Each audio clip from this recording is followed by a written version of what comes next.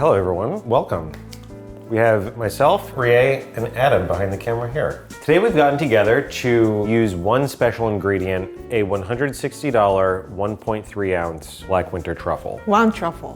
One truffle, the dirt mud kind, not the chocolate kind. Truffle is something that I've only ever eaten a handful of time in restaurants. You always hear, oh, truffle. It's this elusive ingredient that is only reserved for special occasions. But we wanted to see what it would be like to cook with one at home, making real dishes ourselves. So we all picked a recipe that we thought would complement the truffle as best as we know and cook that stuff together to make it a less intimidating process. So we got this truffle. We also got the special shaving tool. Yeah. The first thing that we realized we had never thought about when shaving a truffle was which side do you start on?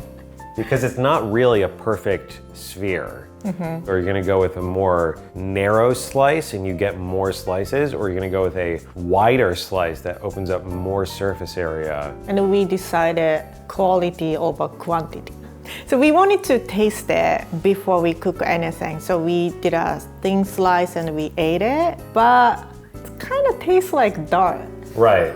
Well, it makes sense because those first couple of slices are the outside of the truffle, which are essentially just live in dirt. You know, it's like if you wanted to sample a potato before cooking it and you just sliced off the skin, it would probably taste like dirt, right? Yeah. So before we got into the main recipes, we decided to do just a starter taste test. We made some scrambled eggs. From my limited knowledge of eating truffle, I think the basic principles are you don't want to put it with any really strong flavors that will compete with it. And the flavor is mostly going to be transferred through fats and heat. Just a lot of butter in a pan, and I made sort of a gentle scramble. I think truffle and egg is sort of a classic pairing though. Yeah.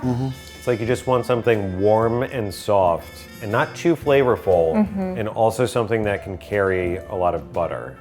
So scrambled egg. And it was, how was it? It was good. That's good. Just shaving truffle on top of egg just looks like very luxury dish. Yeah. Yeah, made it very exciting. Yeah. The cooking time is so short, it eliminates some of the stress of doing it. You know, it's not like, oh, I'm gonna make a very complicated recipe that I might screw up in some other way, Yeah. and then I've wasted truffle. I think it's a good dish to test the water. Test the truffle water.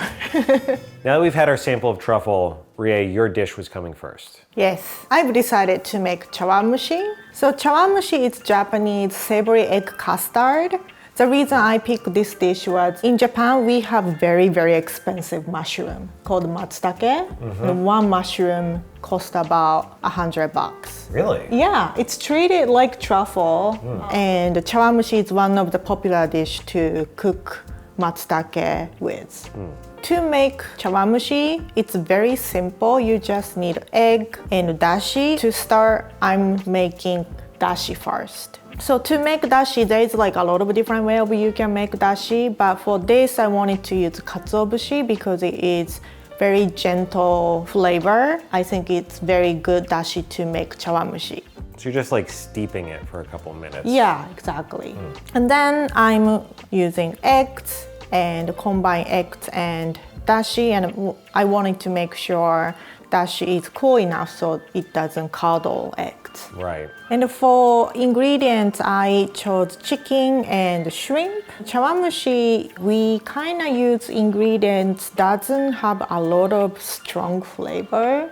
So chicken is very common, shrimp is also common, ginkgo nuts is common. And usually you steam it, but Andrew doesn't have steamer. So I kind of use the hack. You put paper towel on the bottom so it doesn't rattle, and use chopstick so steam can escape. I was wondering what the purpose of the paper towel was. Yeah. It's like maybe it's like some sort of absorption thing, but the rattling makes sense. Yeah. And also I'm using special ceramic ware called chawanmushi cup. So when you go to restaurant order chawanmushi, it usually comes with the lid. I think it contains a heat and also, especially like something like aromatic thing, when you open it, you can smell Right. the aroma the first time. So I think it's great container for truffle chawamushi. I thought it was really good. Yeah, it was super tasty. Oh, great. I really like how the katsuobushi has like a little bit of smoke flavor to it, right? Yeah. I thought that was super nice with the truffle. There's some like shared background flavor of woodiness to both of those things. Yeah, even though they are in a different Yeah. habitat. Gentle flavor Gentle is flavor. underrated. Everybody's always trying to go for like hard flavor. Yeah, I feel like Japanese cuisine there are lots of like gentle flavor. So next we did Adam's contribution to the day, Chicken and dumplings. chicken and dumplings. Yeah.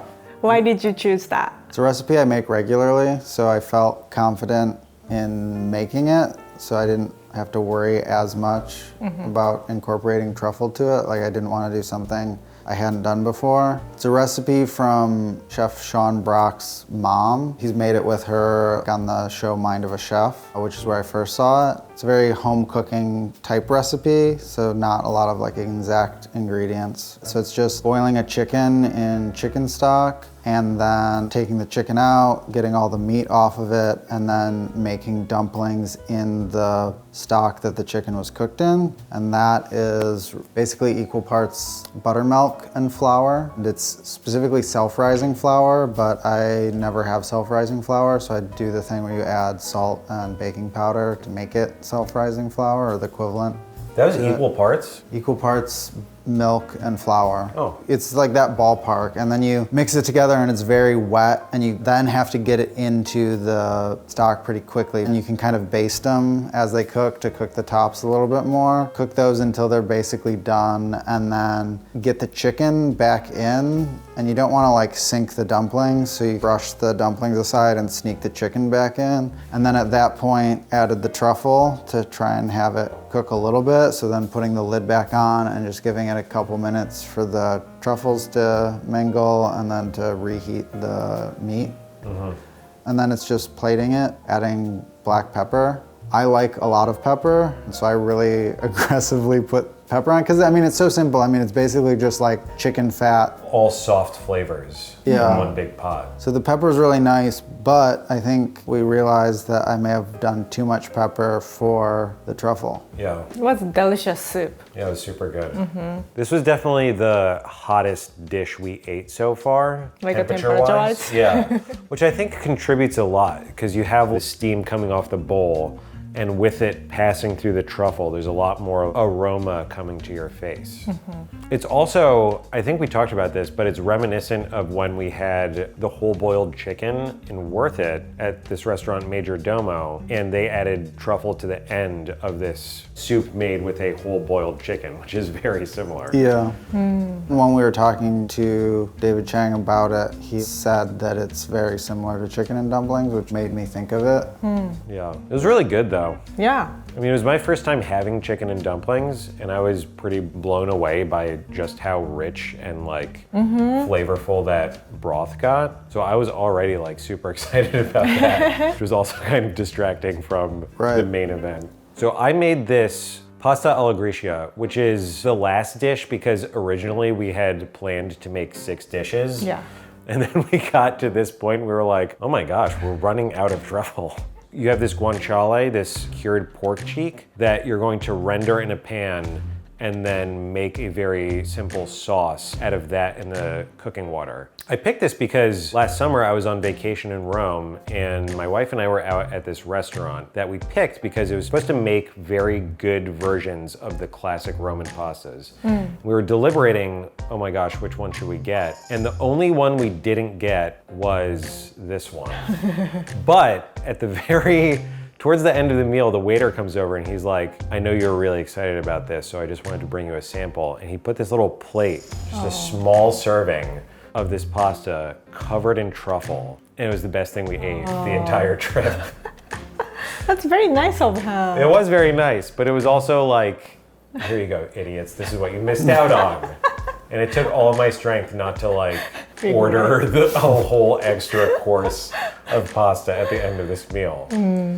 So anyway, that guanciale is rendered in the pan. Once the pasta is 90% done, I ladle some of that starchy water into the pan and start swirling it with the fat. You're essentially making this sauce out of just the rendered fat and the starchy water. The pasta goes in, it starts being coated and kind of tossed around with it, which I think that extra agitation makes the sauce come together more. And then the pan needs to cool a little bit, and then I added a boatload of Pecorino Romano cheese, which with some further tossing becomes, kind of creamed together. And that's essentially the whole thing. Put that in a big bowl and start going to town with the truffle. And so since we're towards the end of the truffle, we just decided, rather than sort of try to stretch it out over a lot more dishes, we were just like, let's just see what happens when you really go hard shaving it. Yeah. And how was it? It was beautiful looking and it was delicious. Yeah. It was great. Yeah.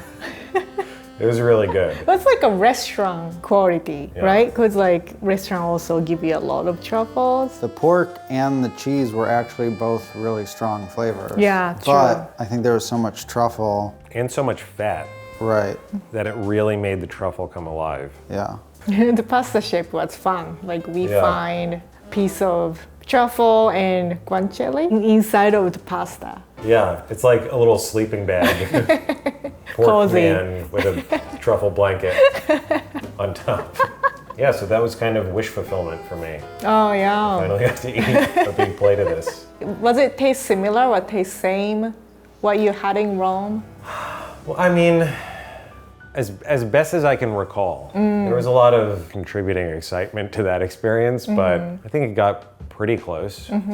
So that's how we cooked with a whole truffle, 1.3 ounce, $160 black winter truffle.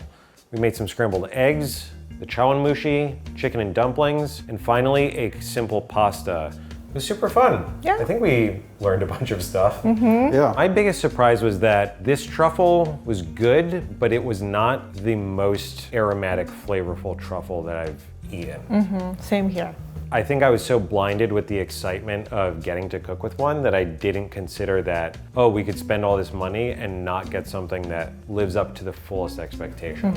And I guess that's also what is so great about ordering truffle at a restaurant is that whoever's doing the purchasing and selecting of truffles at a restaurant, it is their responsibility for that truffle to be good. And if they're gonna serve it, it should be at its peak flavor and Yeah. deliciousness. I think it was a fun experiment. It's definitely a lot more fun as a group, and I think Yeah, yeah. that's the necessity. I don't think I'm gonna be buying truffles to just like shave on my eggs every morning.